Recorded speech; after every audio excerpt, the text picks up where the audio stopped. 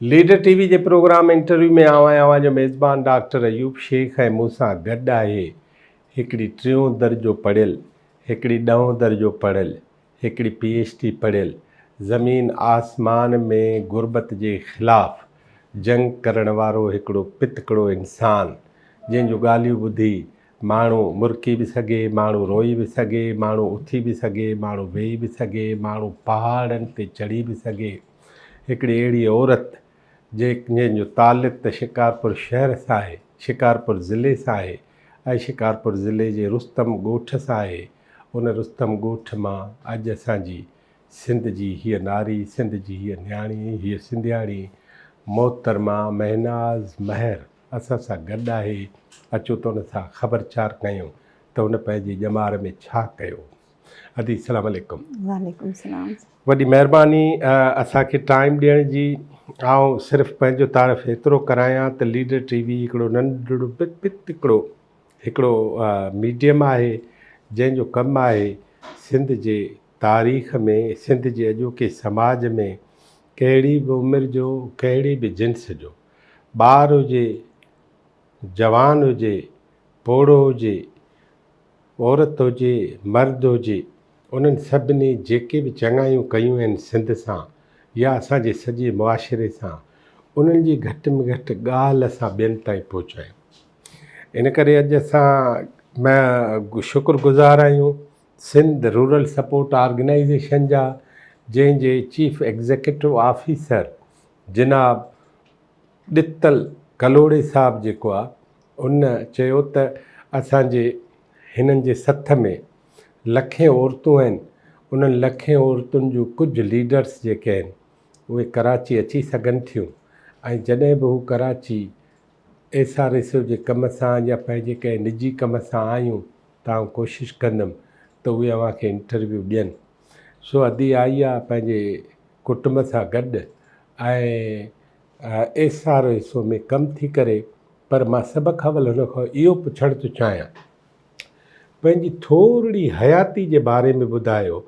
अव्हां केरु आहियो, किथां जा आहियो, अव्हांजो बाबो, अव्हांजो ॾाॾो, जेके ॾिठा हुअव, ॾाॾी, नानो, नानी, उन्हनि में छा हो, अव्हां कहिड़े तबिके जा माण्हू आहियो। बिस्मिल्लाह।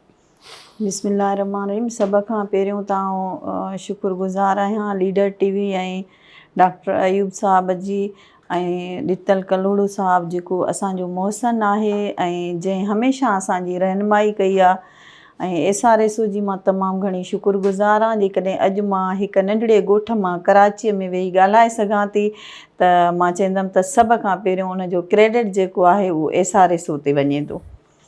ऐं डॉक्टर साहब, असांजी जेका मां जेको ताल्लुक़ु रखां थी हिकिड़े नंढड़े शहर सां, डिस्ट्रिक्ट शिकारपुर सां, ऐं असांजी जेका ख़ानदान हुयो उहो तमामु मोतबर ख़ानदान हुयो ऐं सुठे क़बीलो महर क़बीले सां ताल्लुक़ु रखे पियो। ऐं असां पंहिंजो ॾाॾो त कोन ॾिठोसीं, पर असां ॿुधंदा आहियूं त असांजो जेको ॾाॾो हुयो त असांजे ॻोठ जुमे ख़ान महर जो असली हुयो ऐं हू पंहिंजे उन कुटुंब जो चङो मुड़ुसु वॾेरो हुयो।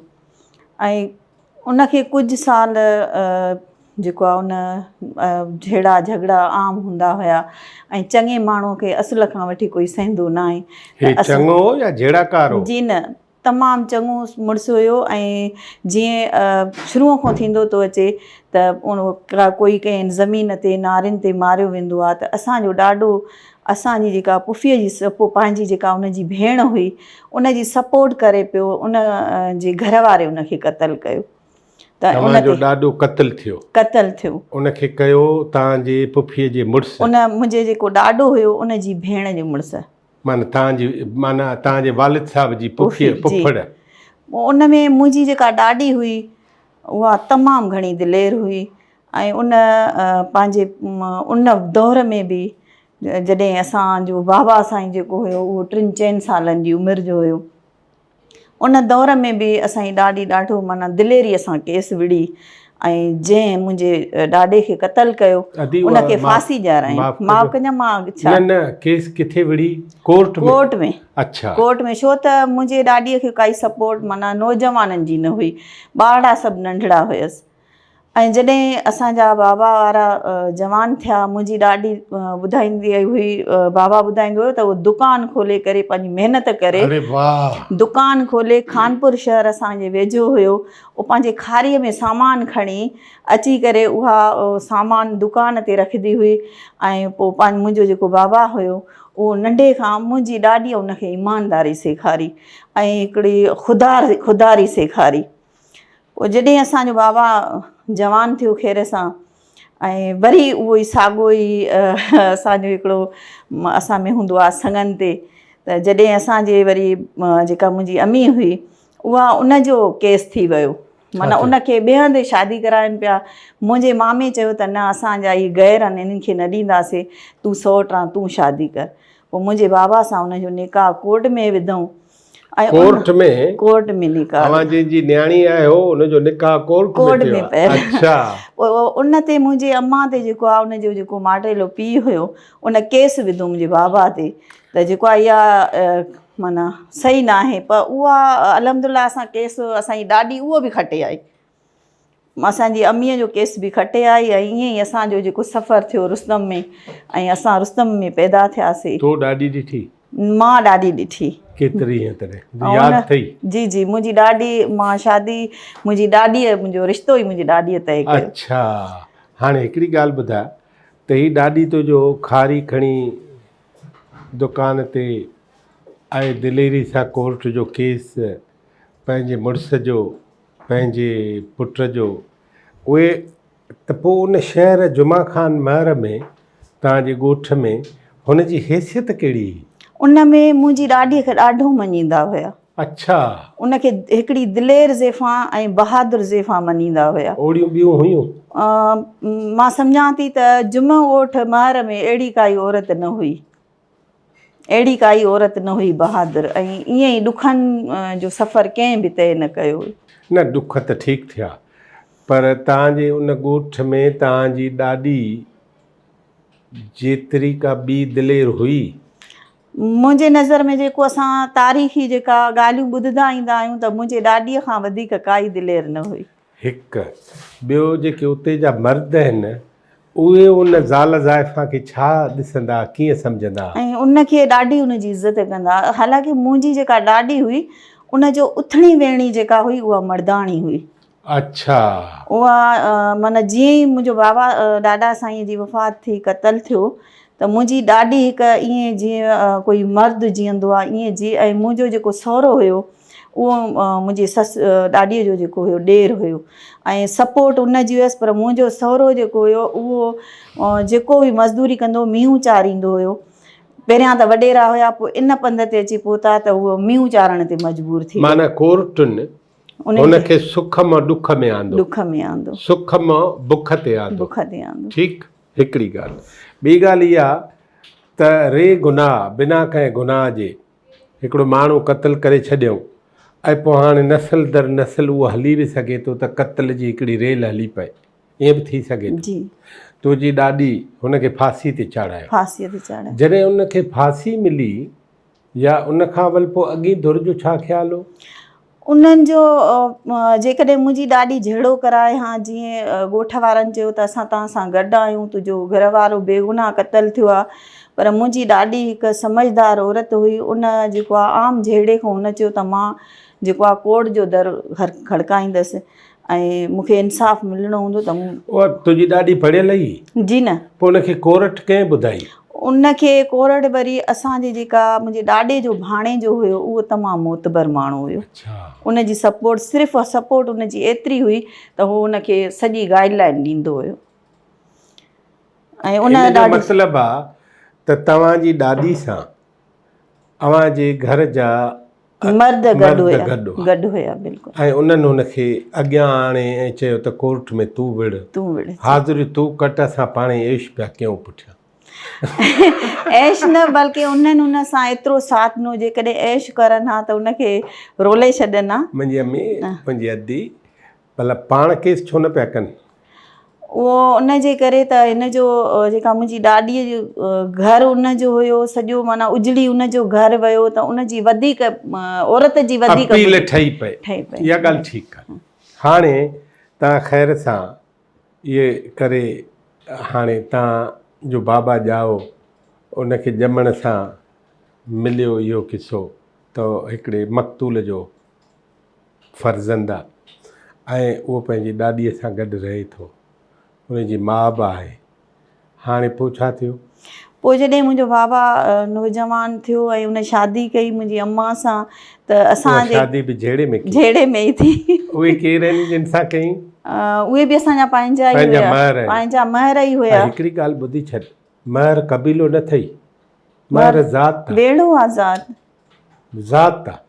महर थिया उनड़ थिया अलिफ बे ते, कबीला जी ज़ात रुगो बलोचनि जी आहे। इन करे अॼु खां पोइ पाण महरनि जी ज़ात चवंदासीं, भले उत्तम आहिनि, सिंधियुनि जी बुनियादी ज़ात आहिनि उनड़ ऐं महर, बसि इहे वॾा माण्हू आहिनि ज़ात में सिंधियुनि जे हिसाब सां, कबीलो पोइ बि न आहे। ठीकु आहे, हिकिड़ी पहिरीं सम्झाणी त तोखे इहा थी वई। ॿी सम्झाणी हीअ आहे त तो जेका ॾिनी त उहा कोर्टूं सुख वारे माण्हूअ खे बि ॾुख में बदिलाए सघनि थियूं ऐं माण्हू पोइ रुगो कोर्टुनि जो थी थो वञे। ठीकु आहे, आख़िरी हिन सॼे किसे जो जिरगो विच में न आयो, को न हूंदा हुते? न, बसि पोइ त ख़तमु थी वियो न किसो ई। जॾहिं उनखे फांसी अची वई त बसि पोइ न अव्वल हूंदा हुया त पोइ जिरगा बिरगा न वेठा? न, पोइ बसि हिन असांजे ख़ानदान न कयो। अच्छा, तव्हां कानूनी रस्तो? जी जी, ठीकु थियो। हाणे तव्हांजो वालिद साहबु वॾो थियो, उनजी शादी थी, घणा ॿार थिया उनखे? उनखे जेको आहे मुंहिंजी अम्मीअ सां 20 साल गुज़री विया। अलाह जी कुदरत हुई, असांजे बाबा जे नसीबनि में ॿी बि अचणी हुई घरवारी, त मुंहिंजे बाबा खे 20 साल औलाद न थी ऐं मुंहिंजे बाबा ॿी शादी कई वरी पंहिंजे सौट सां, उनखे बि औलाद थी धीअ, ऐं मां बि पंहिंजे बाबा अम्मा खे थियसि। तव्हां पहिरीं अम्मा मां आहियो? जी जी, माना हुन औलाद न हुजण जे करे ॿी शादी कई ऐं तुंहिंजी माउ चयो त भला हाणे ॼणियूं सां। बसि इहो ख़ुदा जी कुदरत हुई। उन में ईअं हुयो, अम्मा ॿुधाईंदी आहे त जॾहिं मुंहिंजो बाबा शादी करे पियो त पोइ माण्हू चवनि पिया त हीअ त हेॾी माना ज़ाल प्यारी बि अथसि ऐं 20 साल एॾो सुठो हिननि जो तालुकात बि रहियो आहे। त पोइ थोरी अम्मा चवंदी आहे मां मायूस थियसि, पर बाबा चयो त मां औलाद जे करे शादी कयां थो, अगरि तूं इजाज़त ॾे ऐं ॼणींदी हीअ त पालींदीअ तूं। अच्छा, माना ॾाढो माना जेको आहे वालिदा खां इजाज़त वरिती? जी जी, बिल्कुलु। मुंहिंजो बाबा वॾो मुख़लिस ऐं दाना हुयो ऐं ईमानदार बि हुयो ऐं पंहिंजा फ़र्ज़ तमामु ईमानदारीअ सां निभाईंदो हुयो। हलो, पोइ शादी थी वई, तूं बि ॼमी पई? पोइ अल्हम्दुलिल्लाह हिकु महिनो कॉम्पिटिशन कई असांजे त मुंहिंजी अम्मीअ खे 6 ॿार थी विया, हुनखे 5 ॿार हुन मां थी विया। चयो न त जॾहिं तुंहिंजे बाबा ॿी शादी कई त पोइ तुंहिंजी माउ चयो त भला हाणे ॼणियो था। अलाह जा ईअं ई अलाह खे मंज़ूर हुयो। ऐं डॉक्टर साहब अॻिते वधायूं था हिन किसे खे, अॻिते हली करे कुल घणा थियो भाउ भेण? असां 9 भाइर भेण। शुक्र आहे। घणा पढ़ियल आहिनि? मुंहिंजा भाइर जेके आहिनि उहे 8 दर्जा पढ़ियल आहिनि। उहो इन जे करे त असां जॾहिं कुदरत अलाह जी असां सभु नंढा नंढा ई हुआसीं त असांजो बाबा वफ़ात करे वियो। ऐं हिकिड़ो ईमानदार हुयो, पोरहत हुयो। असांजो बाबा गॾु गाॾो ऐं मज़दूरी कंदो हुयो, गॾु गाॾो मल बि विढ़ंदो हुयो। ऐं जेको आहे जेके दांद गाॾी थींदा आहिनि, गोयूं हे हो, इहे शयूं बि माना शौक़ु बि सुठो मोज़ीज़ मुंहिंजो बाबा हुयो। शौक़ु शिकार बि ॾाढा माना सुठा कंदो। ओचितो छा थियो वालिद साहब खे? मुंहिंजे बाबा खे जॾहिं असांजे रमज़ान शरीफ़ जो 13हों रोज़ो हुयो, उन वक़्तु असां त उहो जेको आहे 13हों रोज़ो असां जॾहिं बि ईंदो आहे त असां बाबा जी वरसीअ सां मल्हाईंदा आहियूं। त उन महिल असांखे अॼु बि यादि आहे त असांजी अम्मा मानी पचाए करे सभिनी असां अॻिने रोज़े जे लाइ रखीसीं। असांजो दर खड़कियो त चईं त कोई बि नथो अचे, तव्हां जेको आहे मुंहिंजे बाबा खे चईं त तव्हां अची करे कमु कयो। पोइ 28 मणनि जी जेका मज़दा हुई ऐं मुंहिंजो बाबा त इलाही दिलेर हुयो, उन चयो त हा बसि मां ई थो लाहियां, पर उनजे दिलि में इहो हुयो त हाणे दर ते रोज़ी आई आहे त मां पंहिंजे बचनि जे लाइ करे अचां। ऐं साग ऐं पटाटा ऐं खीर मानी उते ई पई हुई। मुंहिंजो बाबा उथी वियो, वञी करे जीअं बोरी खईं, 5-6 बोरियूं लाथईं।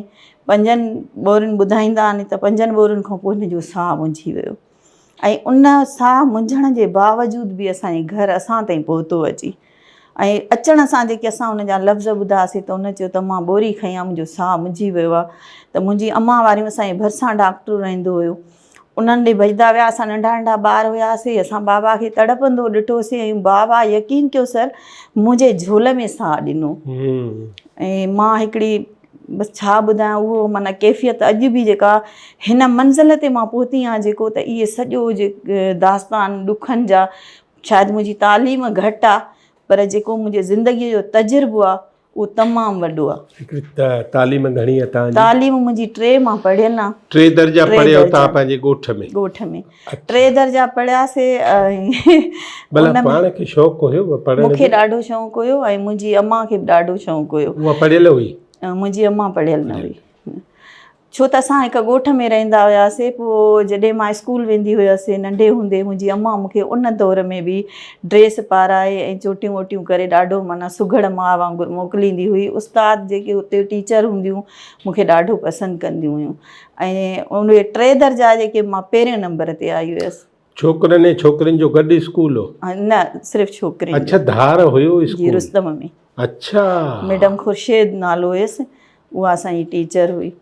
ऐं अॻिते इहे जेका सुघड़ माई पंहिंजी न्याणी मोकिले थी स्कूल, उहा रुॻो 3 दर्जा छो थी पढ़े?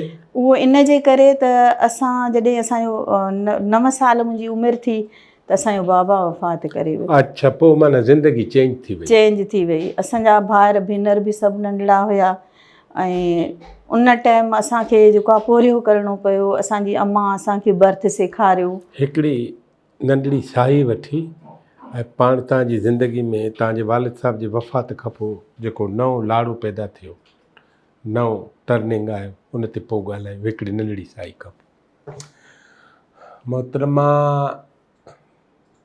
महनाज़ महर हुनजे अवाइली ज़िंदगी मां ॿुधी ऐं असां वरी ॿी निशस्त में मोहतरमा सां ॻाल्हाईंदासीं त हुनजी अॻिते ज़िंदगी कीअं थी गुज़रे। लीडर टीवी ॾिसण लाइ महिरबानी अव्हांजी। ऐं अव्हांजे तर में जेके बि हिन क़िस्म जूं दिलेर बहादुर ऐं भले का ॾाॾी बि छो न हुजे, उमिरि हुनजी केॾी बि हुजे, मूं सवेर बि चयो त नंढो ॿारु हुजे या वॾी कुराड़ी हुजे, पर उन ज़िंदगी में के वॾा कम कया आहिनि त उहे ज़रूरु लीडर टीवी ताईं पहुचणु खपनि। असांजो कमु आहे अव्हांखे रिकॉर्ड करे सॼी दुनिया खे ॿुधाइणु। असां सां गॾु रहिजो।